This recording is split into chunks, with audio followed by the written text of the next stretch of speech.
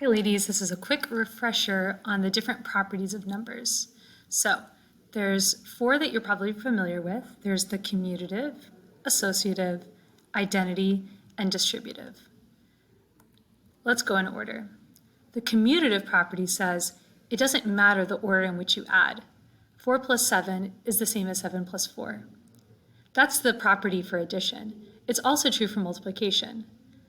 4 times 7 is the same thing as 7 times 4.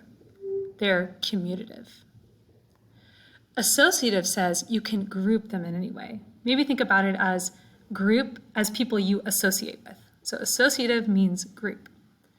So you can put parentheses 3 plus 7 or 3 plus parentheses 7 plus 29. The associative property for multiplication is the same. So 2 times 4 times 3 is the same thing as 2 times 4 times 3. Associative property. Doesn't matter how you associate or group them. The identity property is what makes a number stay the same. In addition, adding 0 makes the number stay the same. Any number plus 0 is itself that number. For multiplication, it's not adding 0 and it's not multiplying by 0, but it's multiplying by 1 that makes the number stay the same. This is the multiplicative identity. This is the additive identity. Multiplicative identity, additive identity.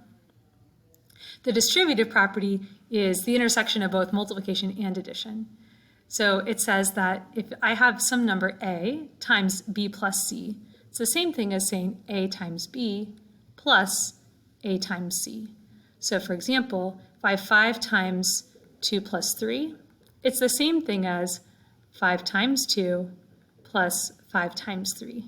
I can do the same thing with variables. X times y plus z squared is x times y plus x times z squared. Okay, that's your quick refresher. Good luck on your problems, ladies.